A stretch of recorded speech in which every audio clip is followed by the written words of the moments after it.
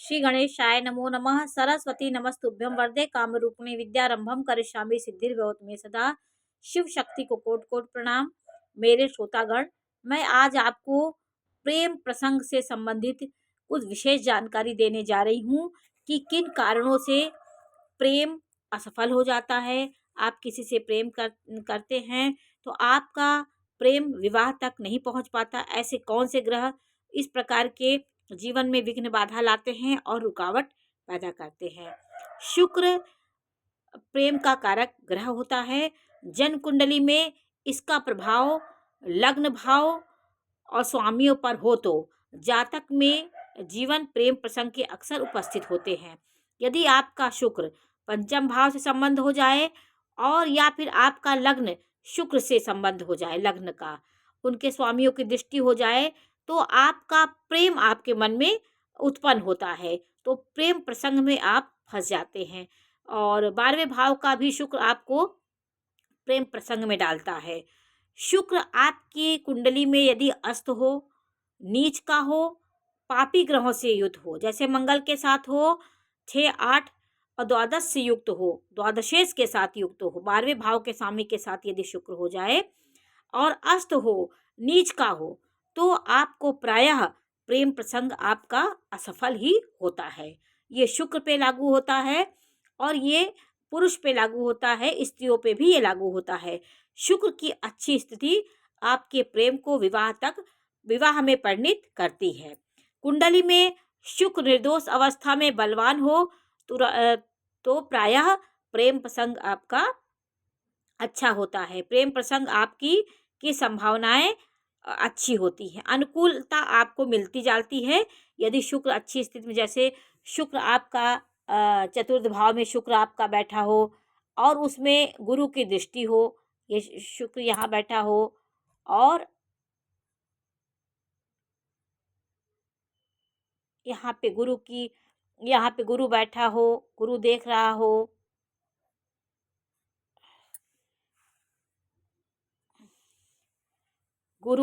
हो, शुक्र को, तो यह स्थिति आपके विवाह को अनुकूलता मिलती जाती है और निर्दोष होकर के आपका विवाह पूर्ण होता है। शुभ ग्रहों की दृष्टि यदि शुक्र पे होगी तो विवाह आपका प्रेम विवाह में परिणित होगा। शुक्र मंगल की स्थिति कहीं पर हो, जैसे यहाँ पर शुक्र मंगल हो गया हो, शुक्र हो, यहाँ पे मंगल बैठा हो, तो यह भी आपके प्रेम को, यह युति जो होती है, ये दोनों की युति यदि राशि परिवर्तन भी हो गया है, जैसे शुक्र की राशि मंगल हो गया, मंगल की राशि में शुक्र हो गया है, तो ये प्रेम प्रसंग में पड़ने की संभावना पर विचार करता है। आपकी शुक्र मंगल की राशि हो, मंगल शुक्र की राशि में हो, तो भी आप प्रेम प्रसंग में बहुत जल्दी फंसने वाले व्यक्ति हो, क्योंकि शुक्र यदि आपका मंगल की राशि में है तो आपकी सारी ऊर्जा प्रेम में जाएगी। आप प्रेम को महत्व देने वाले व्यक्ति होंगे और जीवन में प्रेम को सबको समझेंगे आप। तो ये स्थिति आपके जीवन में जब आए कुंडली में, आप देखिए तो प्रेम में आपका मन ज़्यादा लगता है।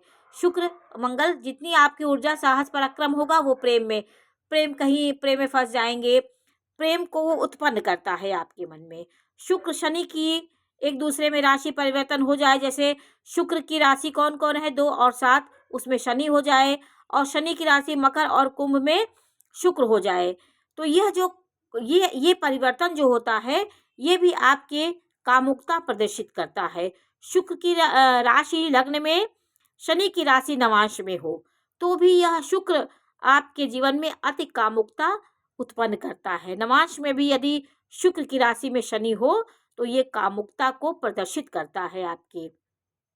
शुक्र के साथ चंद्रमा की युति, ये भी प्रेम प्रसंग में फंसने के योग होते हैं। आपकी कुंडली में ये सब योग कुंडली में हो, शुक्र के साथ चंद्रमा हो, तो ये सब आपको प्रेम प्रसंग में ये ऑटोमेटिक आपका मन जाएगा। आपके जीवन में कुछ ऐसे योग होते हैं जिससे आप विद्रोह करते हैं अपने विवाह के लिए, अपनी सामाजिक परंपराओं के विरुद्ध होकर के विवाह करते हैं, मनमानी करते हैं, ये आपको राहु कराता है। आपका शुक्र मंगल एक दूसरे के नक्षत्र में होंगे, जैसे शुक्र का नक्षत्र भरणी नक्षत्र हुआ, उसमें मंगल भरणी नक्षत्र में हो, या मंगल के नक्षत्र जो ये मृगशिरा नक्षत्र में शुक्र हो, तो ये एक दूसरे का नक्षत्र का राशि परिवर्तन जो होता है, जैसे शुक्र का जो नक्षत्र होता है, जैसे भरणी नक्षत्र शुक्र का हो गया, पूर्वा फाल्गुनी नक्षत्र होगा, इसमें मंगल उपस्थित हो इस राशि में, तो ये नक्षत्रों का एक दूसरे का जो परिवर्तन होता है, ये भी आपके प्रेम प्रसंग के लिए यह योग जातक को प्रेरित करता है।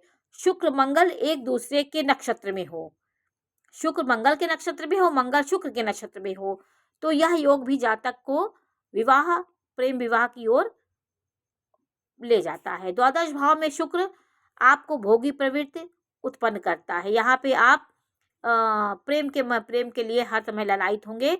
यदि यहाँ पे मंगल और अशुभ ग्रहों की स्थिति है, तो प्रेम आपका, आप भोग के वशीभूत होकर अपने स्वास्थ्य को खराब कर सकते हैं।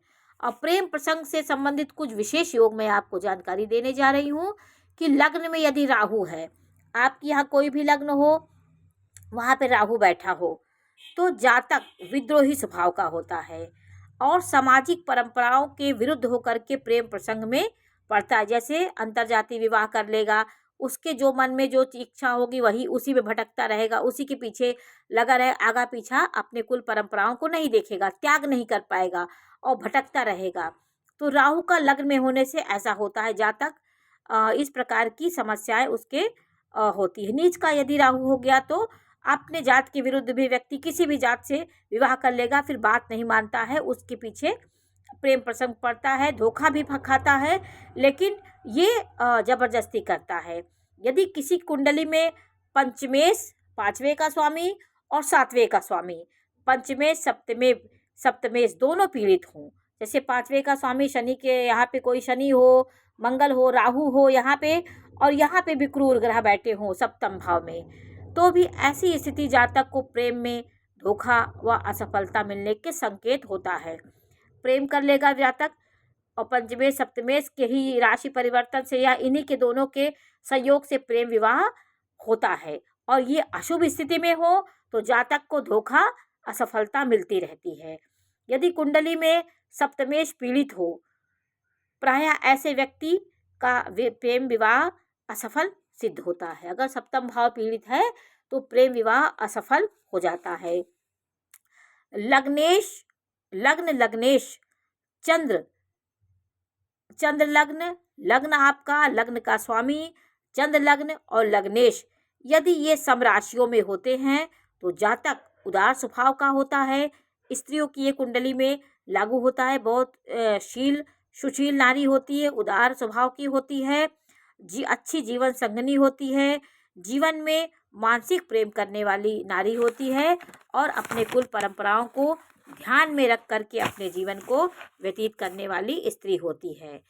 तो ये जातक के जीवन में कैसे जातक प्रेम में फंसता है, इस बारे में भी जानकारी दी। अब मैं आपको एक जानकारी और देने जा रही हूँ कि यदि लग्न आपका स्थिर राशि में हो, लग्नेश या लग्नेश भी स्थिर राशि में हो, आपकी लग्न स्थिर राशि कौन सी है?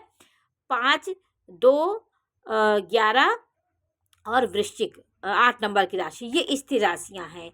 इनमें लग्न हो आपकी और लग्नेश भी इन राशियों में बैठा हो, आपके लग्न का स्वामी लग्न पर प्रभाव डाल रहा हो, लग्न में मंगल या शनि की राशि या दोनों का प्रभाव लग्न पर पड़ रहा हो, ये स्थिर राशि हो और शनि और मंगल का प्रभाव उसमें पड़ रहा हो, तो जातक प्रेम में अधिक हठी हो जाता है, हट उसके अंदर हो जाता है। ऐसे व्यक्ति झुकना, समझौता करने के स्थान पर टूटना पसंद करते हैं, कभी झुक नहीं सकते। स्थिर राशि जातक को दृढ़ ठोस बनाती है। उसमें यदि मंगल और शनि की दृष्टि हो गई तो जातक बहुत हठी हो जाता है, झुकना नहीं पसंद करेगा, टूटना पसंद करेगा।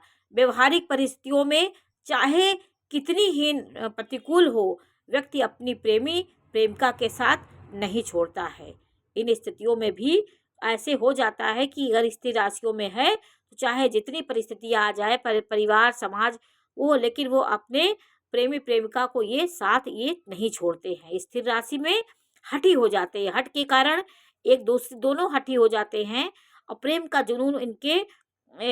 का जुनून ऐसे ही व्यक्तियों में होता है, क्योंकि स्थिर राशि भी है, प्रेम को छोड़ते नहीं है और मंगल भी उग्र हो जाता है, शनि भी स्थायित्व होता है, मंद गति वाला ग्रह होता है मंगल। ये दोनों की अगर ये तो प्रेम में व्यक्ति का जुनून होता है। ऐसा व्यक्ति प्रेम में असफल हो जाए तो भी इनका प्रेम समाप्त नहीं होता है। जैसे किसी की अवरोध भी आए, प्रेम में असफल हो जाए तो भी ये प्रेम को समाप्त नहीं करते, कहीं न कहीं इनका प्रेम चलता रहता है। कभी कभी ऐसे व्यक्ति खतरनाक कदम भी उठा लेते हैं, क्योंकि स्थिर राशि अपने मत से, अपने व्यक्तित्व से परिवर्तन उसके अंदर नहीं आ पाता स्थिर राशियों में। तो ये सब कुंडली में ऐसे व्यक्तियों का होता है।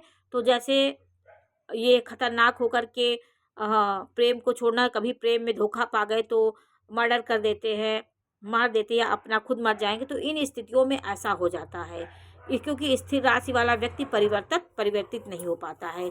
सप्तमेश और द्वितीय या द्वादश भाव में हो तो आपका सप्तमेश और द्वितीय, सप्तमेश सातवें का स्वामी आपका दूसरे भाव में हो या 12वें भाव में हो, तो ऐसे जातक मानसिक व्यभिचार में रत रहते हैं। आपका सप्तमें सातवें का स्वामी 12वें भाव में हो या द्वितीय भाव में हो, पाप ग्रहों से युक्त हो, तो ऐसा व्यक्ति मानसिक व्यभिचारी होता है। उसके मन उसका गंदा होता है, वो व्यभिचार, उसको मानसिक व्यभिचार वो करता रहता है, हर समय उसके बारे में सोचता रहता है।